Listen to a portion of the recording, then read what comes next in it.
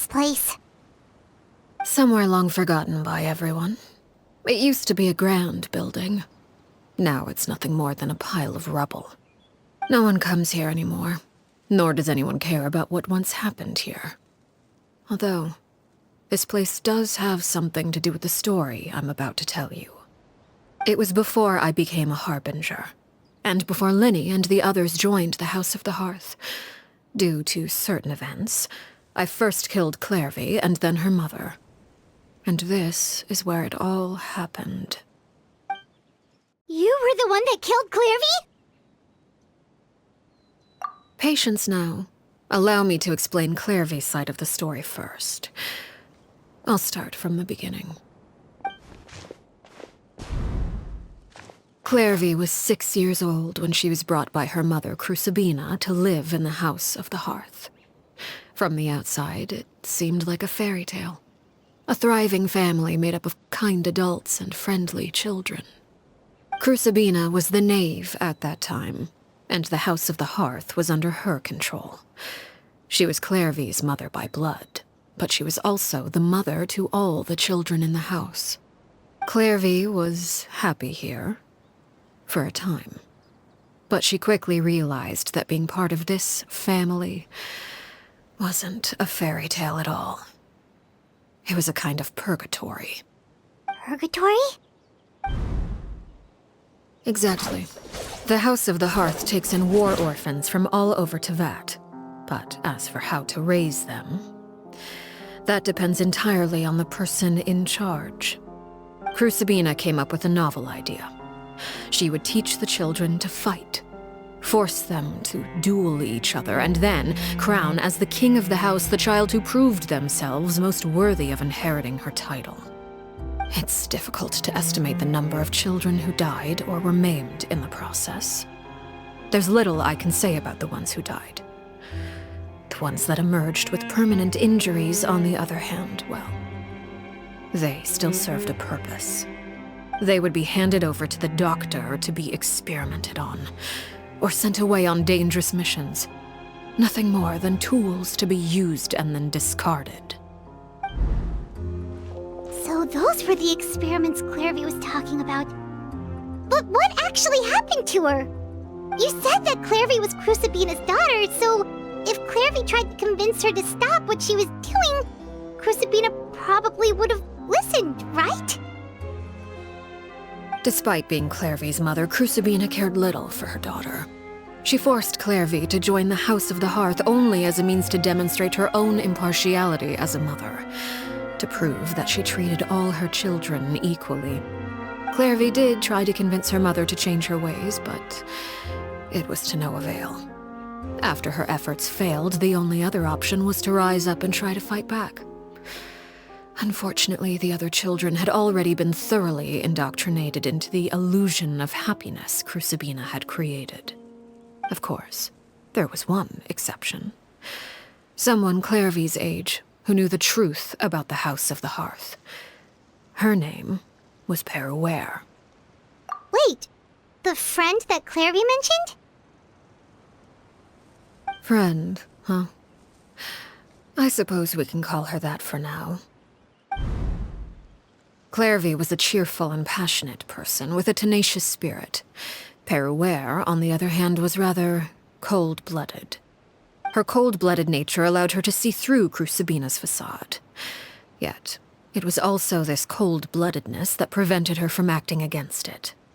At least at first.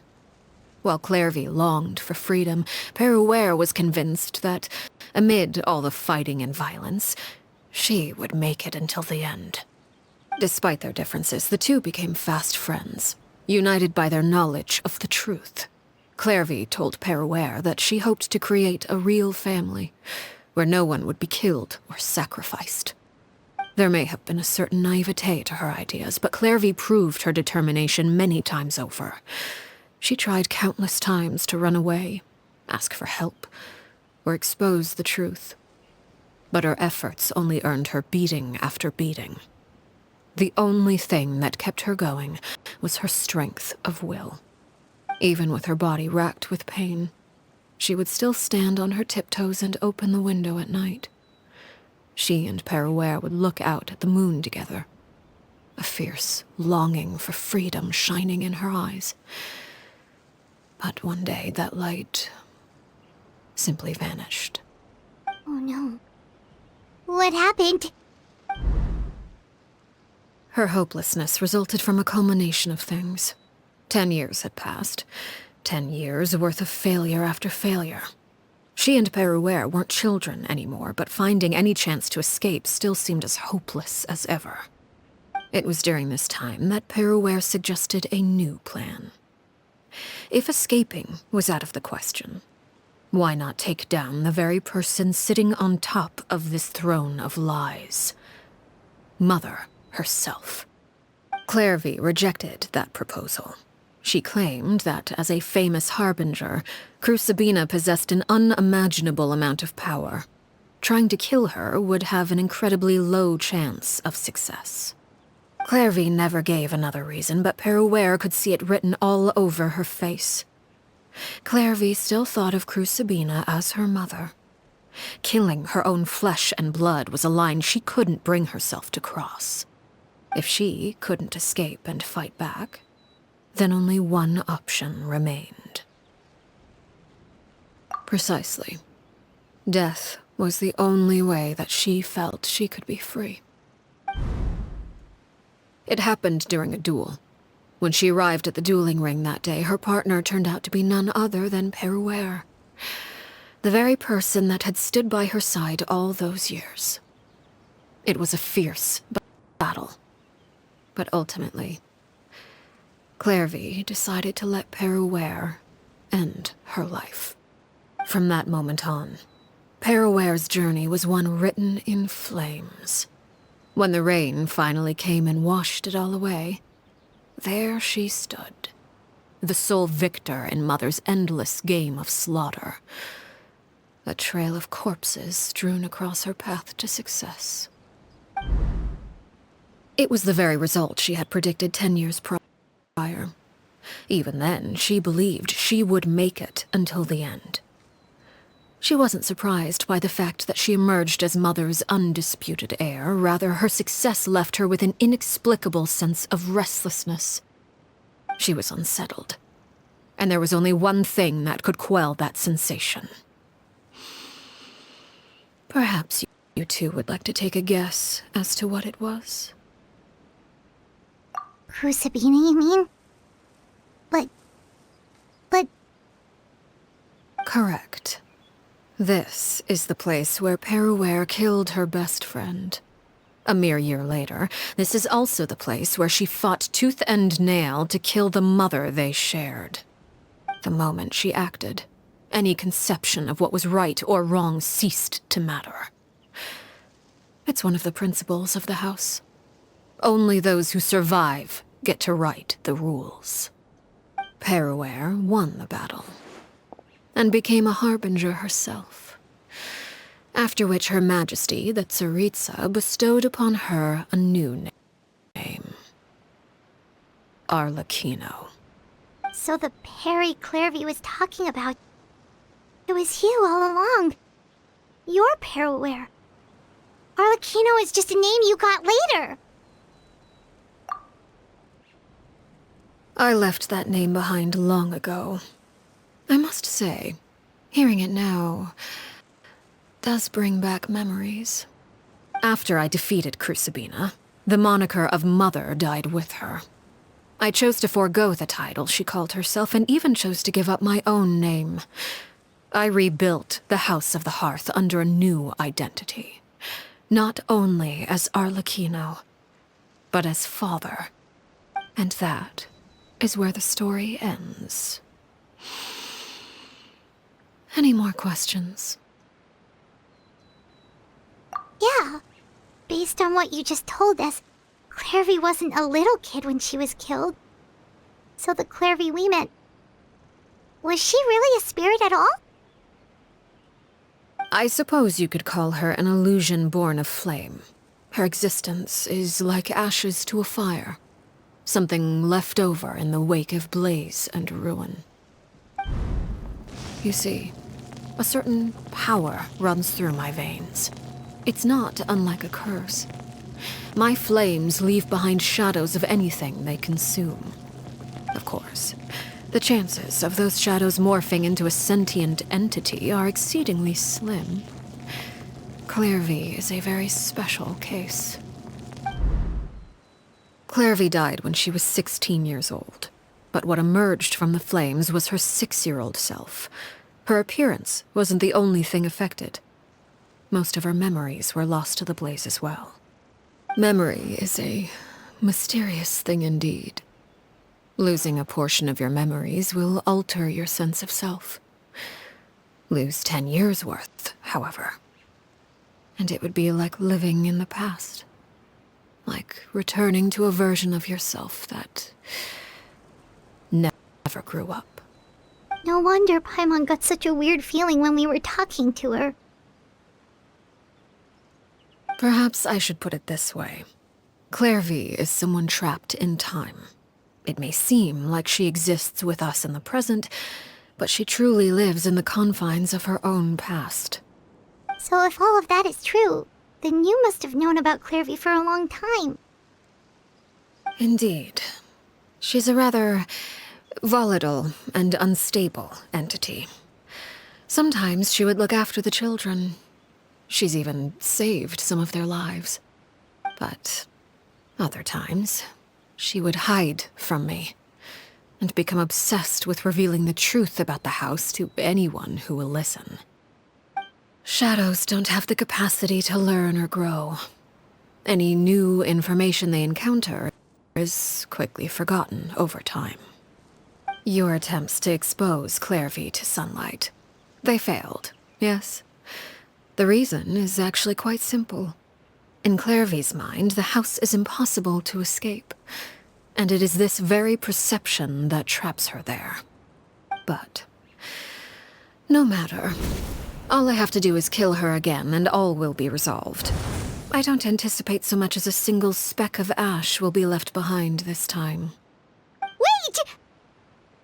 Paimon can understand why you might want her gone, but isn't there another way? So what if she's trapped in her 6-year-old self? She's still your friend! At least talk to her first! It's too late for that. She broke the rules, and now she must be punished. That goes for Filial and Nantoy as well. She's had quite the effect on them. I hope you understand the difference between Crucibina and myself lies in our formulation of the rules, not our policy for enforcing them. Upholding the rules without question is a trait we both share, because that is how a household should be run. Is this really what you want to do?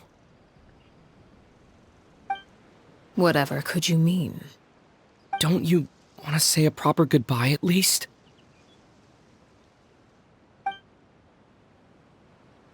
Whether as a killer or as a father, there are two things that must be avoided at all costs: anger and sorrow. Anger makes you impulsive. Sorrow causes you to waver. Well, it appears it's about time to proceed. Before we arrived, I told some of my well-behaved children to bring our troublemakers here by nightfall. I do believe I've kept my end of the deal. I gave your friends quite a bit more time. As for what happens now, we'll just have to wait and see.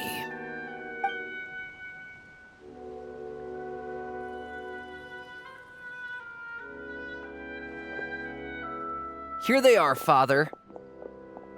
Oh, you gonna execute him? Seeing something like that would actually be a first for me. Lenny! I'm sorry. I heard about how you helped buy us more time. But I still failed. I couldn't find a way to fulfill her wish. Huh? Are you... Perry? Indeed, it's been a while, Clairvy. Perry! Shh, stay right there. I'm sorry to postpone our reunion, but first I believe certain scores need settling.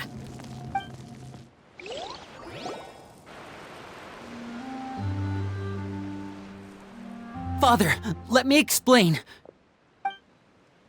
Out of my way. Father! You chose to conceal a threat to the house. And for that, you must be punished. Overall, however, I suppose your wrongdoing is hardly the most egregious of the bunch, so I'll deal with your punishments later. As for right now, the more pressing concerns are the traitors among us. By traitors? Do you mean us? Father, let me explain. We didn't mean to... Fultz, why don't you share what you heard? Yes, Father. Secret Midnight Meeting number 3. Participants, Filial, Nantoi, Sato, Toddy. Nantoi clearly said, "If only Father wasn't the one who took us in." Sato added, "I'm sick of this life. I just want to live as a normal person." Filial was the worst of them all. She called us crazies and said a bunch of mean things about Father. I did not! You're lying! Fultz is trying to frame us. It's not like I'm the only one who heard those things. After that, you and Toddy and a bunch of other people started talking about Clairvy. You were using all those things Clairvy brought up as an excuse to question Father. We're birds locked in a cage. The only way out is to destroy it. That's what you said, wasn't it? You little. You just want me gone, don't you? What did I ever do to you, huh? And you, Sheplo, have you forgotten who stood by your sickbed, watched over you, and changed your dressings? Come on, let's hear it then. What's your reason for all this?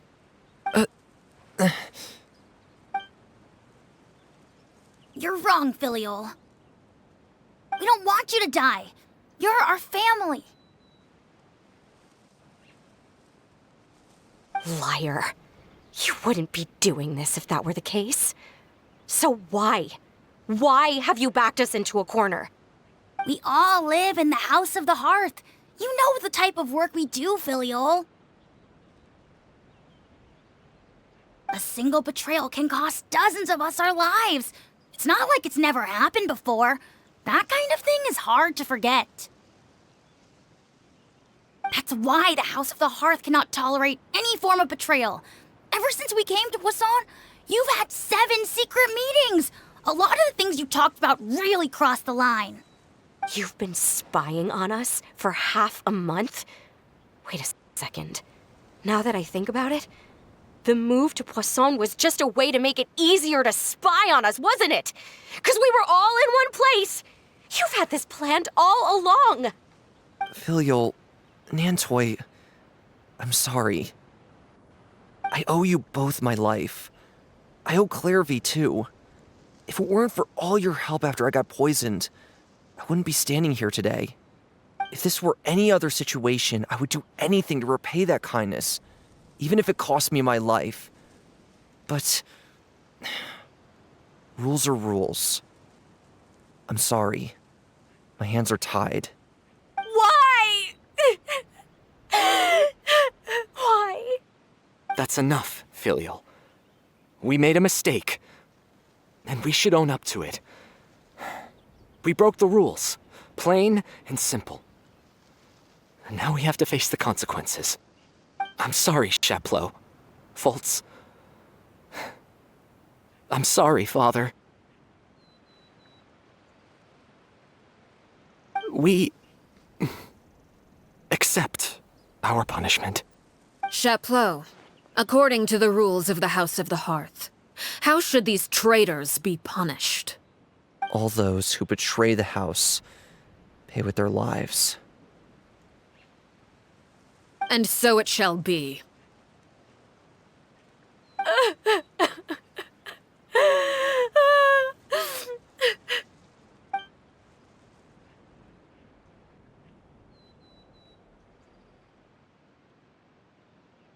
Father, please wait!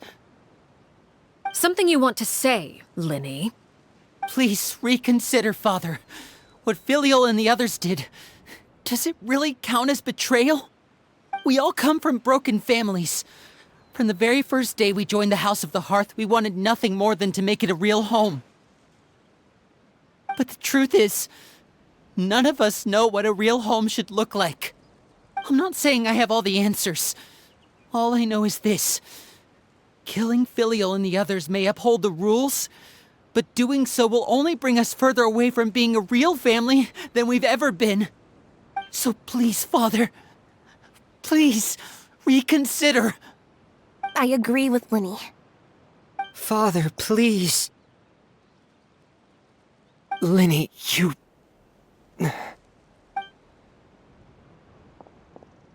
I also agree with Linny.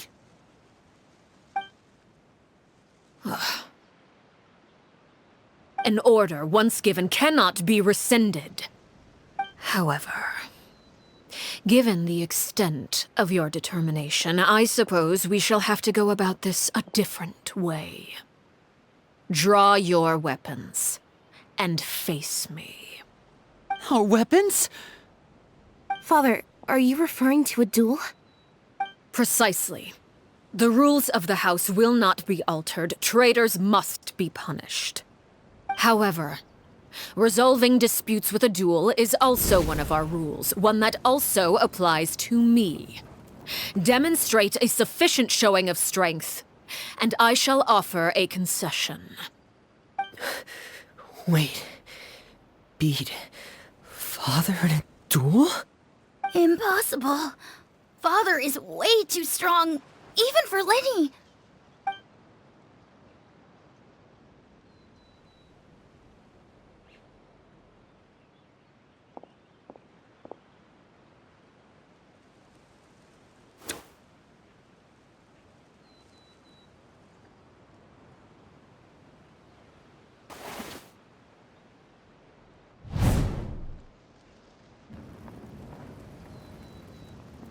Did you hear that, Traveler? Linny and the others have to duel the Knave. What should we do? Can they really win something like that? If they lose, those people from the house are really gonna be executed. Hey, are you listening?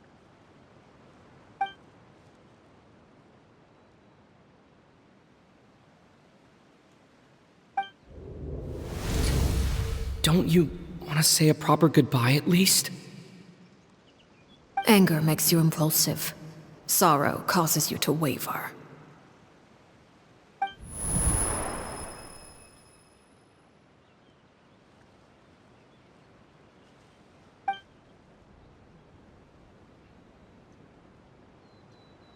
Oh. Looking at that expression on her face, she seems really serious about this. Guess that means there's no chance she's throwing the duel on purpose, huh?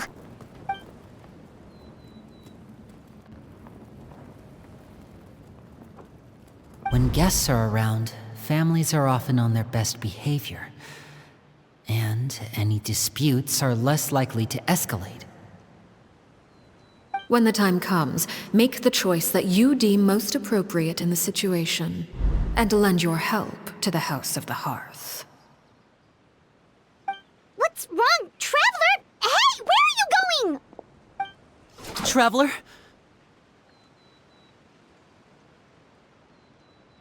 You're asking to join the duel against the Knave? I'll allow it. We do have a ready-made dueling ring at our disposal, after all. All I would advise is this. Keep a firm grasp on your weapon, and give it your all. Any less, and you may just lose your life.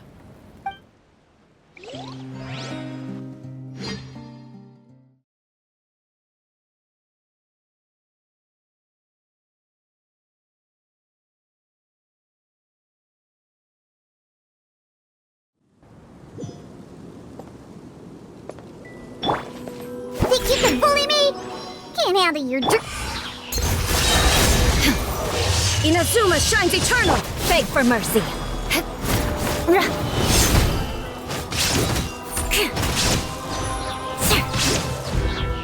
Watch out for Father's movements!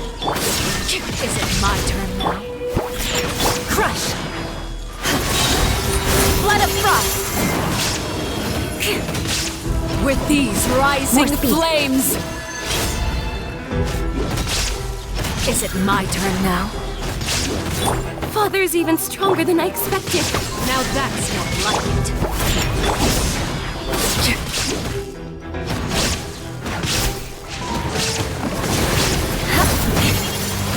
Is it my turn now? With these rising flames! Goat!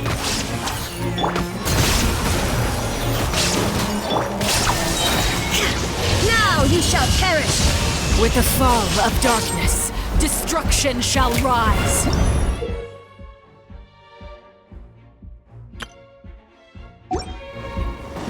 Have a taste of purgatory. Now's our chance! Will be mine. More speed.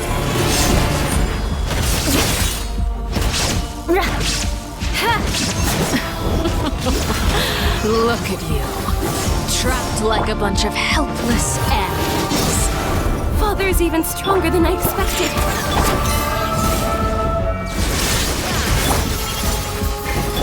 Shudder! Is it my turn now?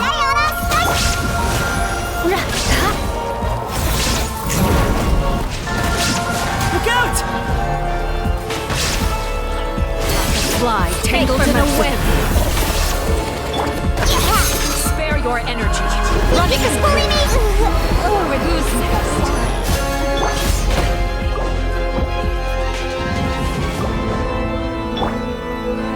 Watch out for Father's movements! With these rising flames, rack and ruin.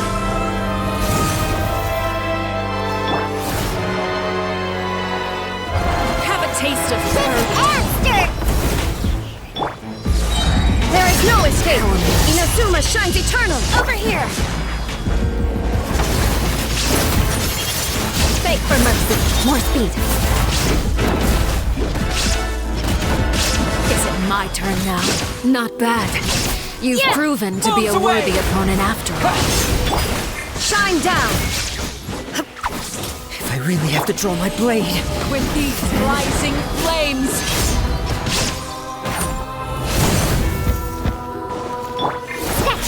Is it my turn now? Illusion shattered! Freeze to the core! Now's our chance!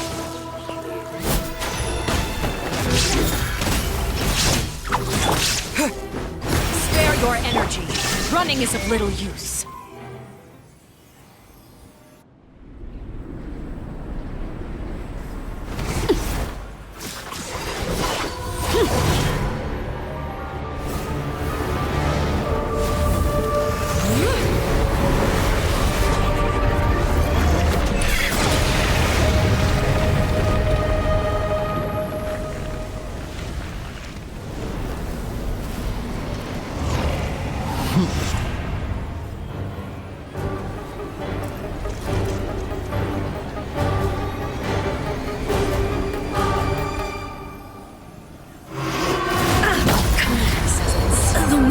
Plane of fleeting dream. More speed. Watch out for Father's movements! Look out!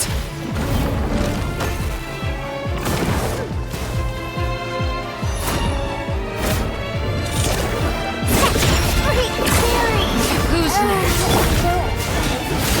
What a sorry sight. Now's our chance! Over here!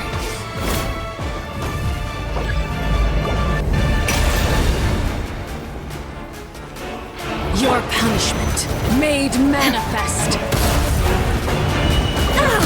Detached. Watch out for Father's movements! Look out!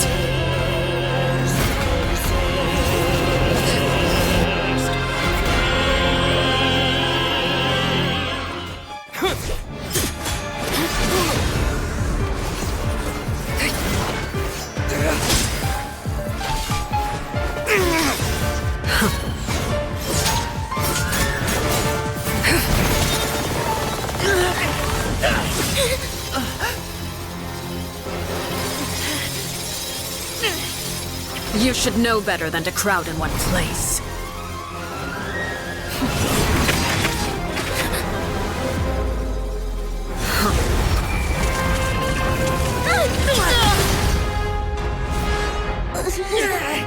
Oh, I know. No! I'm sorry, Father!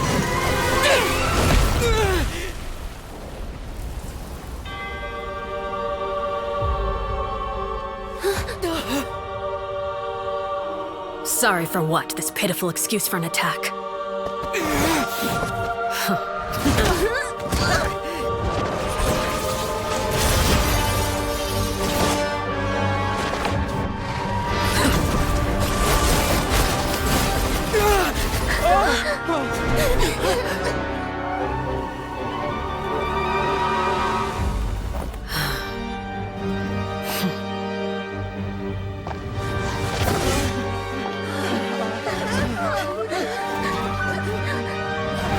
Father, no!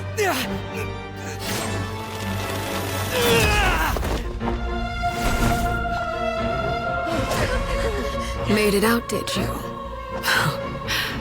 You're stronger than I expected.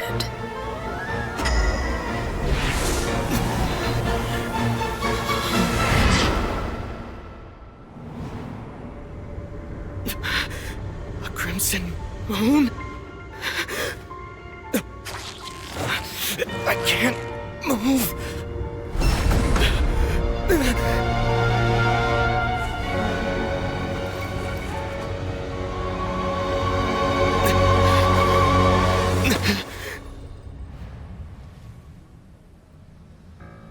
Still, not strong enough to beat me.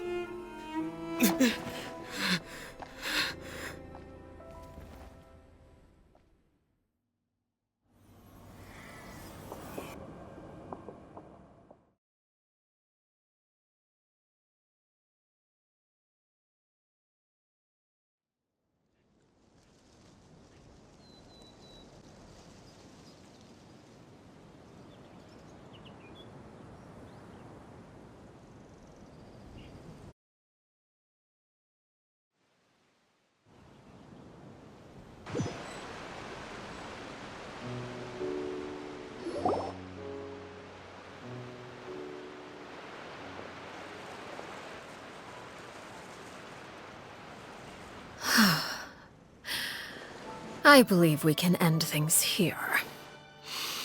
It's not often that we get to enjoy the company of guests, after all. We wouldn't want things to get too out of hand. Brother, are you alright? Lenny, Given that I am the victor of this duel, as agreed, the punishment stands. No! I never thought things would end like this. However, everyone involved in the duel demonstrated a remarkable level of strength and determination. In light of this, I'm prepared to change the method of execution. Elwar, the bottled flames I gave you for safekeeping. Do you still have them? Yes? I wasn't sure what they were for, but I've kept them super safe. I didn't lose a single one. Wonderful. Then, in just a moment, I'll have you administer them. Bottled flames? Indeed. They're the product of a secret experiment. Under certain special circumstances, flames can be extracted from my person and preserved. Once ingested, searing pain will spread across every inch of your body. No harm will come to you physically, but your memories will be burned away. If you can withstand the pain. When you awake, you'll have forgotten everything you know about the House of the Hearth, and will be expelled from the organization. In other words, administering this concoction will kill the version of you that grew up in the house, and give you a new identity.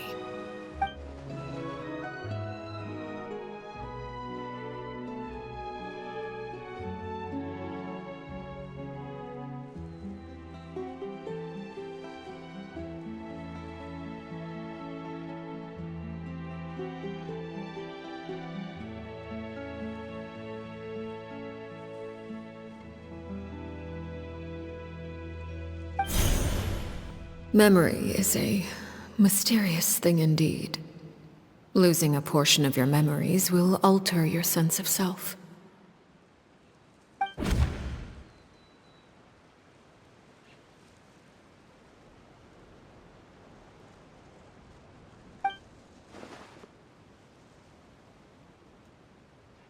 So, you're just letting us go, Father? You misunderstand. Memories are extremely important. Once consumed by flame, the version of you standing before me will die, and our secrets will die with you. So no, I don't intend to just let you go, because the person who survives will be nothing but a stranger. Even so,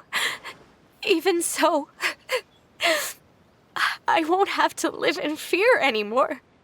I'm sorry, Father. I'm sorry I let you down. But I really... Don't cry, Filial. You haven't left the house yet, so there are still rules to be followed, yes. Remember what I taught you. Anger makes you impulsive, sorrow causes you to waver. Don't let yourself be controlled by your emotions. Of course. I'll remember. Dry your tears, and go pursue the life you really want. Yes, Father. Chaplot, Foltz, Elwar. Take them back to Poisson. And bring Linny and the others as well. I prepared 3 extra vials of bottled flames. As for whether to take them, the choice is yours. Goodbye, children. The next time we meet, I will no longer be your father. Thank you for all you've done for the house. I hope you have bright futures ahead of you.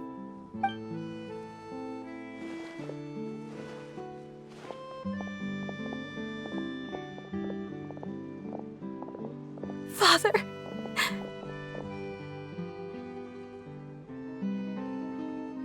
Let's go.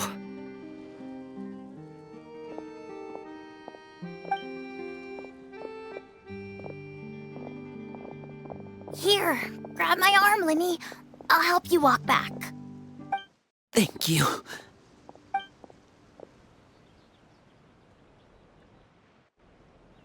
Clairvy.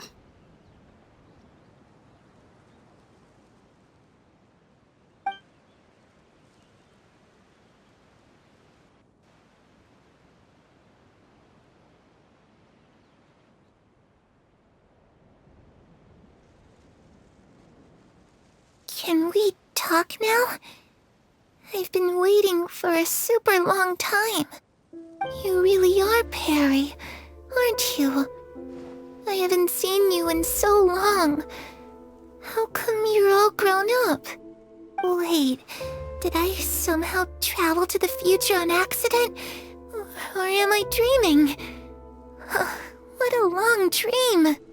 Neither. You died, Clairvy. That's what happened. You could have at least sugarcoated it a little. Look, she's so speechless. Oh. Okay then. Huh? That's it? You accepted it just like that? Yep. If that's what Perry says happened, then I believe her. Perry wouldn't lie to me. Plus, I don't really need to know why I'm like this.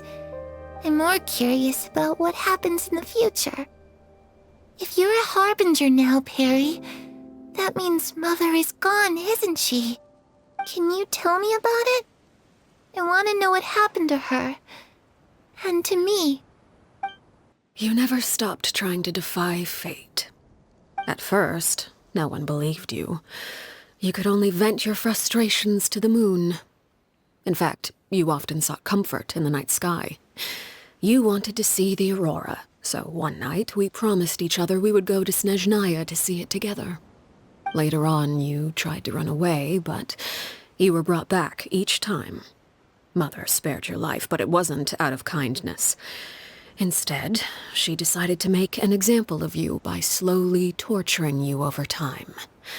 That way, the other children would know what happens to traitors. Still, you never gave up. Mother hoped that through ruthless duel after ruthless duel, she would be able to crown an ultimate victor among the children she raised. But you called on everyone to unite, to fight to a draw in order to reduce casualties. Your efforts may have only delayed the inevitable, but still. You gave them hope. You tried everything you could think of, but every attempt ended in failure. Still, you never turned your sword on Crucibina, and you never turned it on me. On that gloomy day, you told me, "For the last 16 years of my life, I've done everything I can to fight for freedom. But now, I realize that the only freedom I truly possess is the freedom to choose to die." I never imagined I would say something like that. I must have been feeling really worn down. But somehow, I still think I understand. According to Mother's plan, only one of us was going to make it until the end. And I always hoped that person would be you. If I could do it all over again, I still don't think I would make a different choice. Even when I first met you, I knew you'd be able to do what I couldn't. Is that so? Even now, I'm not sure I truly understand what kind of freedom you were trying to pursue. But as the head of the House of the Hearth and as the children's father, I've tried to give them the most basic of freedoms. The freedom to choose their own fate. It's something I discussed with the Iudex of Fontaine. The children who want to leave the house will have their memories wiped clean of all secrets pertaining to the organization. In return, they will be allowed to live a normal life in Fontaine without being prosecuted for their past. Of course, I won't simply hand freedom to them on a silver platter. They have to fight for it and prove themselves worthy of it. Only freedom that is earned has true value. That's more than enough. That's exactly the kind of life I was fighting for. You know, Perry, I think you're a pretty amazing king, and a really great father, too. I'm really happy that you're the one who took over the house. I guess I do have one regret, though. I still haven't seen the outside world. Well, it just so happens that our dear guests over here have been to many nations and traveled to countless places. Perhaps they would be willing to tell you what the outside world is like. Really? Of course! We've traveled all over the place. We've got so many stories, we could probably talk your ears off for 3 days straight!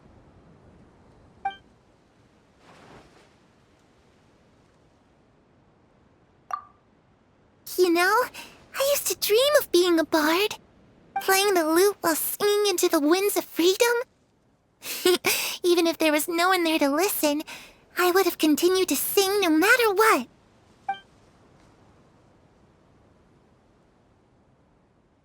Ah, that's where Mora comes from. I never knew that before. If I had some Mora, I would buy 3 new dresses. One for me, one for Perry, and one for Mother. It's just too bad Perry doesn't like wearing dresses. And Mother, well, she probably wouldn't accept something like that either. I guess I'd just have to keep them all for me then. I could wear a different one every day.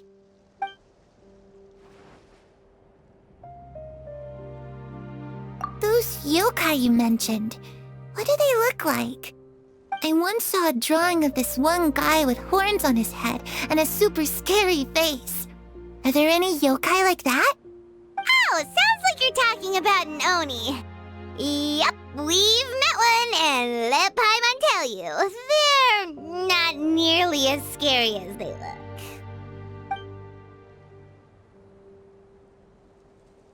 I was always too afraid to skip Mother's fighting lessons. But at the academia, I bet you could do all sorts of secret things in class. Things that have nothing to do with studying. I'm just kidding. Being able to study whatever you want without having to fear for your life actually sounds pretty great.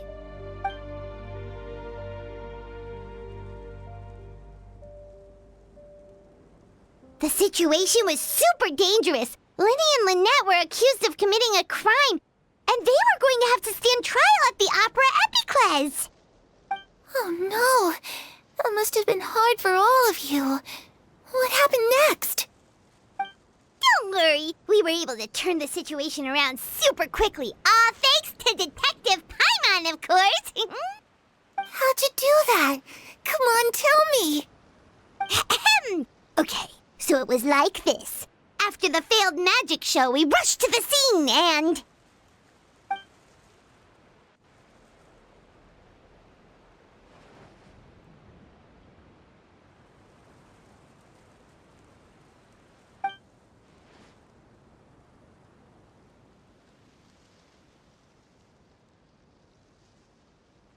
Shadows don't have the capacity to learn or grow.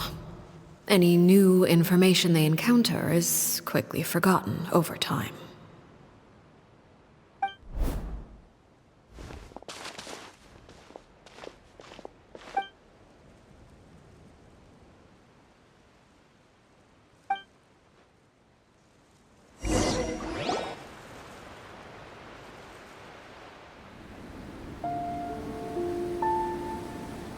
Clairvy, you've worked tirelessly from the shadows to overthrow the House of the Hearth.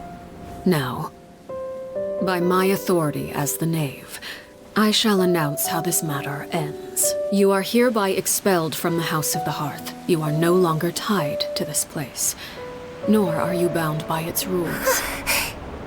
You're saying that I can finally leave? I get to experience the outside world as well?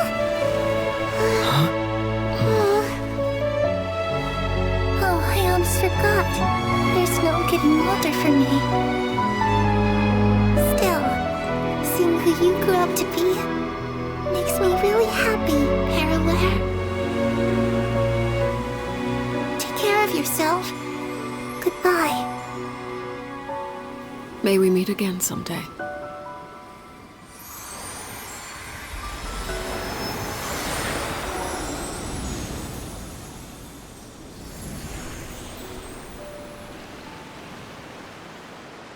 Clairvy. She left so soon. Paimon didn't even get to finish her story. I also have certain sentiments left unsaid. I wanted to tell her that the aurora I saw in Snezhnaya was just as beautiful as the ones in the pictures. But a shadow's memories reset at dawn. Had we delayed any longer, we wouldn't have had the time to say goodbye. Whatever regrets may linger, let them be lost to the coming of a new day. Father? It's Linny! Hey, Linny!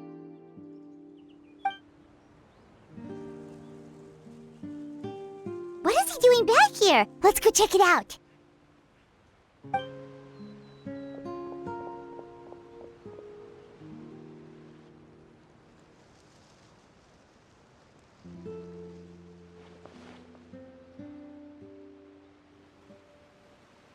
Father, the bottled flames have been administered.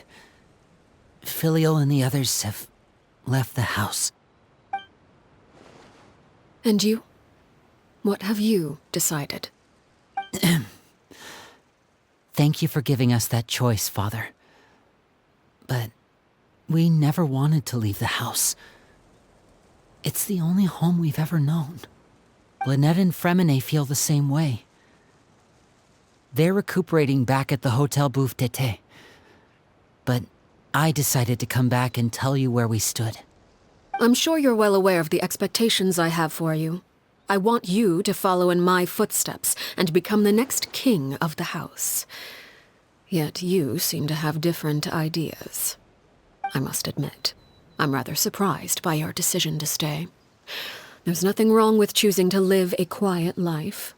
Leading this organization is a heavy responsibility, one not so easily carried by someone forced onto the throne. I just never understood what you saw in me. What made you believe I was deserving of that throne? You're brave, talented, and, most importantly, you cherish your family. You would do anything to protect them, even if it costs you your life.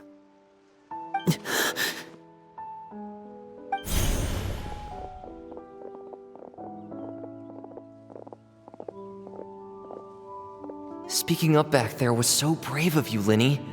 It's all thanks to you that we were able to convince Father to back down. You're a hero, Linny. Hero? Father is the real hero. Had Father gone all out during the duel, there's no way I would have walked away with my life. She must have had it all planned from the beginning, from the very moment she suggested a duel. I'm not deserving of that title. I'm not strong enough or smart enough. You're wrong. In my opinion, all you need to be deserving of the throne is conviction and the necessary strength to act on it. We may have different ideas of what it means to be a family, but you can hardly be said to lack conviction. What you truly lack is strength. For someone of your talent, though, that's something that will come with time. Even without that strength, you still chose to face me in a duel, even though the odds were stacked against you. That capacity to honor your convictions is what I truly see in you. Father.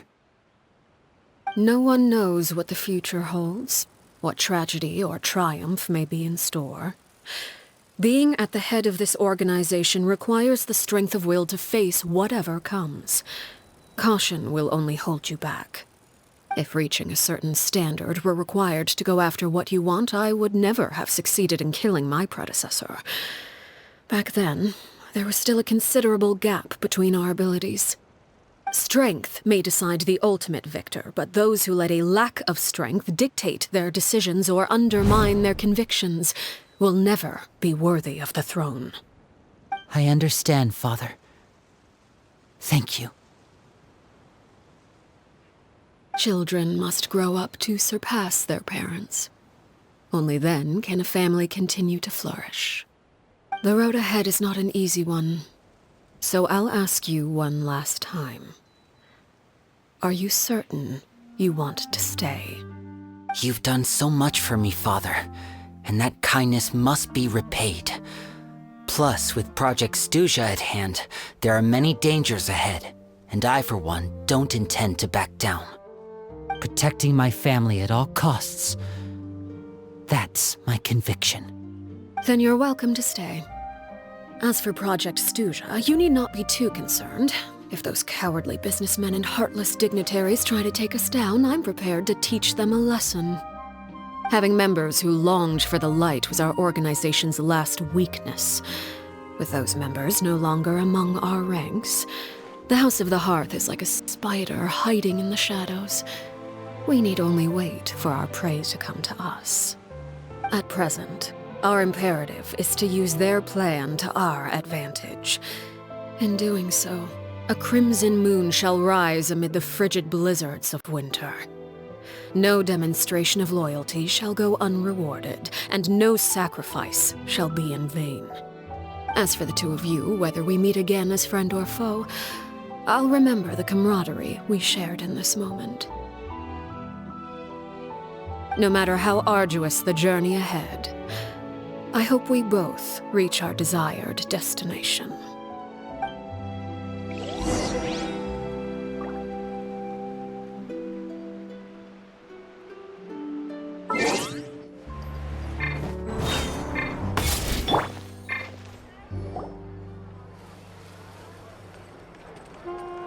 Lynette? Fremine? How are you feeling?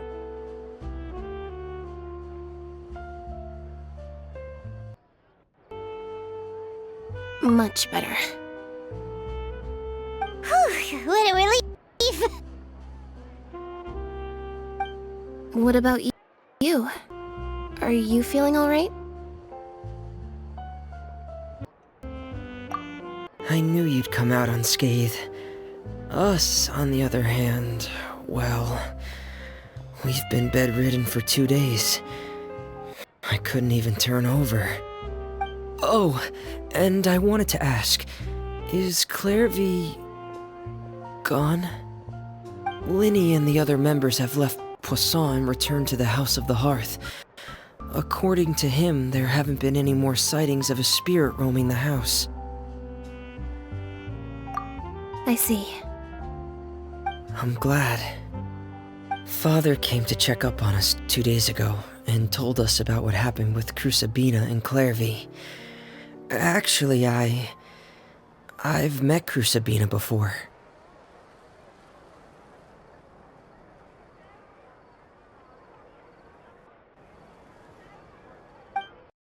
Wait, what? You've met the former Knave? Crucibina died a year after Clairvy. It was during the year between their deaths that I joined the House of the Hearth. Crucibina had an extremely cruel and radical way of doing things. While she was alive, the atmosphere in the house was suffocating. When I joined, though, the experiment she valued so much had already come to an end, and all the people involved, dead and injured alike, were gone. Crucibina never talked about the past with us newcomers. A couple of months after I joined, Father killed Crucibina and burned all her files. With that, the names of all the people subjected to her experiments, Clairvy included, were lost to the flames, along with the painful memories they represented. Father took in Lenny and me a couple months after that, but she never mentioned anything about Crucibina or Clairvy. It really seems like something she was planning to keep to herself. The last time you talked to her, did she mention why she kept it a secret for so long? She said she didn't want us to be affected by the darkness of the past. She was worried we'd develop a false sense of gratitude towards her if we knew about it. The foundation of a family should be free of any corrupting influence. Whatever happened in the past, it has nothing to do with who we are now. And that's what Father told us in the end. But I still thanked her for everything. It was only after hearing about what Crucibina did that I finally realized how insignificant our lives could have been. The members of the house meant nothing to her. To say that she valued them in any way, even just as a tool, would probably be giving her too much credit.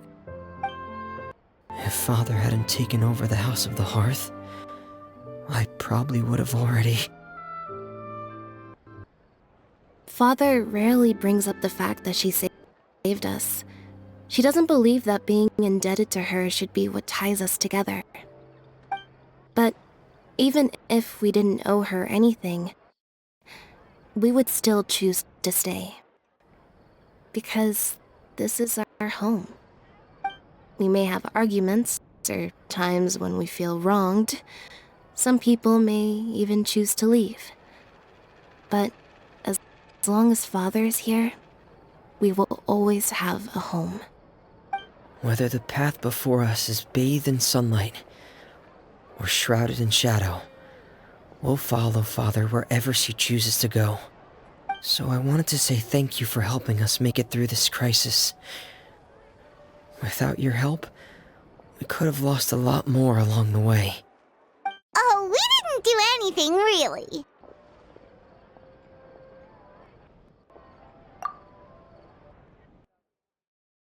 Of course.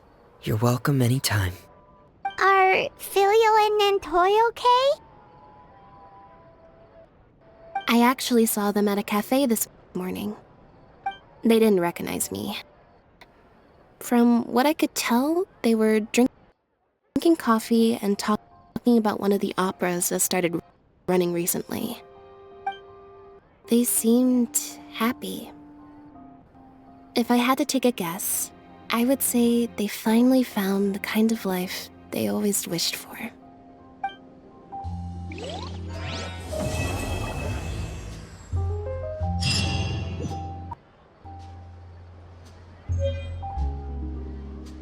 No way!